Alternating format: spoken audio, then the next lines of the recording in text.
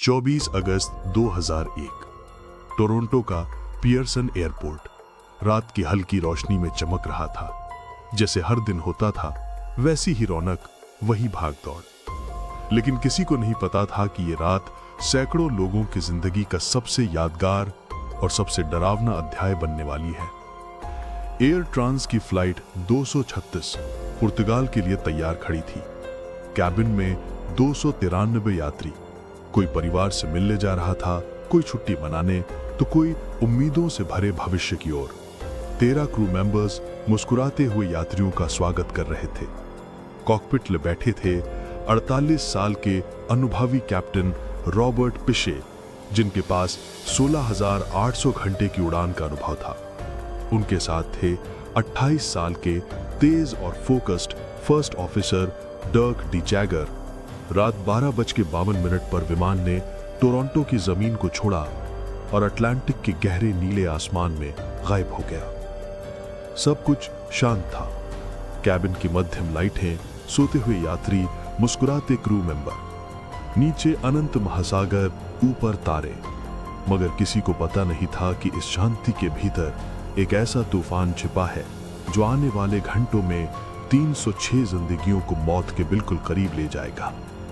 उड़ान के 4 घंटे बाद कॉकपिट में सब कुछ नॉर्मल था। ठीक सुबह 5:03 पर अचानक एक पीली लाइट जली। फ्यूल इम्बैलेंस, मतलब दाहिने टैंक का फ्यूल बाएं टैंक की तुलना में तेजी से कम हो रहा है।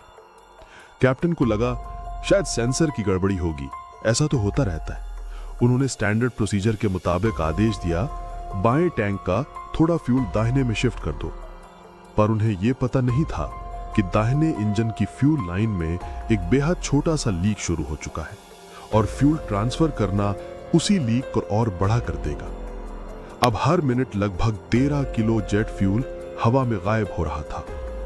कैबिन में एक एयर होस्टेस को हल्की फ्यूल की गंध आई, लेकिन रात का अंधेरा बाहर कुछ देखने नहीं दे रहा था।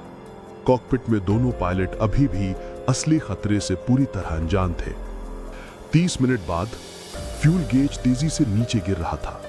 डर्क बार बार कैलकुलेशन कर रहे थे, लेकिन हर बार वो एक ही बात कह रहे थे, सर फ्यूल वैसे नहीं घट रहा जैसा होना चाहिए, कुछ बहुत गलत है, शायद कोई बड़ा लीक है। कैप्टन का दिल अब बेचैन हो गया था। उन्होंने एजोर्ट्स की तरफ डाइवर्ट करने का फैसला किया, क्योंकि उनके नीचे सिर्फ अटलांटिक का काला पानी था। कॉकपिट में अचानक एक तेज अलार्म गूंज उठा, इंजन 2 ऑयल प्रेशर लो। कुछ ही सेकंड बाद दाहिना इंजन एक डरावनी आवाज के साथ बंद हो गया। पूरा विमान जोर से कांप उठा। केबिन के अंदर अफरा तफरी मच गई। कई यात्री डर के मारे अपनी सीटों से उठ खड़े हुए। अब प्लेन के पास सिर्फ एक इंजन बचा था, लेकिन किस्मत को अभी और डर दिखाना था। सुबह ठीक 6:26 अचानक दूसरा इंजन भी बंद हो गया। दोनों इंजन फेल। अब 3 लाख किलो वजन का एयरबस A330 एक पल में बेजान ग्लाइडर बन चुका था। 35,000 फीट की ऊंचाई से हर मिनट करीब 2,000 फीट नीचे गिरता हुआ। केबिन में अब एक अजीब सी खामोशी थी। कुछ यात्री रो रहे थे, कुछ जोर जोर से चीख रहे थे, तो कुछ बस आंखें बंद करके भगवान को याद कर रहे थे। हर किसी के मन में सिर्फ एक ही ख्याल था, अब शायद बचना नामुमकिन है। लेकिन कॉकपिट के अंदर माहौल बिल्कुल अलग था। कैप्टन पिशे पूरी तरह शांत थे। उन्हें पता था उनके पास सिर्फ 19 मिनट हैं। 19 मिनट के भीतर उन्हें कहीं भी जमीन ढूंढकर विमान को उतारना होगा, वरना ये जहाज सीधा महासागर में समा जाएगा। तभी अचानक एरोप्लेन के नीचे से एक छोटा सा पंखा बाहर निकल आया। इसे कहा जाता है रैम एयर टर्बाइन। आइए इसे आसान भाषा में समझते हैं। जब किसी वजह से प्लेन अपनी बिजली बनाना बंद कर देता है, तब हवा की तेज रफ्तार इस छोटे से पंखे को घुमा देती है। ये पंखा घूमकर थोड़ी बहुत बिजली बनाता है, जिससे प्लेन के सबसे जरूरी सिस्टम जिंदा रहते हैं। यही बिजली पायलट के सामने लगे जरूरी मीटर, फ्लाइट कंट्रोल और रेडियो जैसे कम्युनिकेशन सिस्टम को चालू रखने में मदद करती है। इस छोटे से पंखे को देखकर पायलट के दिल में उम्मीद की एक हल्की सी किरण जगी। लेकिन हालात अभी भी बहुत ज्यादा नाजुक थे, क्योंकि इस एरोप्लेन के दोनों इंजन पूरी तरह बंद हो चुके थे। अब विमान के पास ऊंचाई तो थी, लेकिन ताकत नहीं थी। कैप्टन डर्क ने बिना घबराए तुरंत रेडियो उठाया और बहुत शांत आवाज में कहा, एयर ट्रांसैट 236, हमारे दोनों इंजन बंद हो चुके हैं, हम अब ग्लाइड कर रहे हैं। आइए अब ग्लाइड का मतलब समझते हैं। जैसे पतंग के पास कोई मोटर नहीं होती, वो सिर्फ हवा के सहारे आगे फिसलती रहती है, ठीक उसी तरह अब ये भारी भरकम एरोप्लेन भी बिना किसी इंजन के सिर्फ हवा के भरोसे आगे बढ़ रहा था। अभी अचानक कैप्टन डर्क की आवाज कॉकपिट में गूंजी, आगे लाइट्स हैं, वहां जमीन है। असल में वो एक छोटा द्वीप था, अजोर्सिस। वो शहर की रोशनियां 306 लोगों के लिए उम्मीद की आखिरी किरण बन गई। कैप्टन ने तुरंत फैसला लिया, विमान को रनवे 33 की तरफ मोड़ दिया गया। अब एक और बड़ी मुश्किल थी, बिजली नहीं थी, इसलिए लैंडिंग गियर बटन से नहीं, हाथ से नीचे किया गया।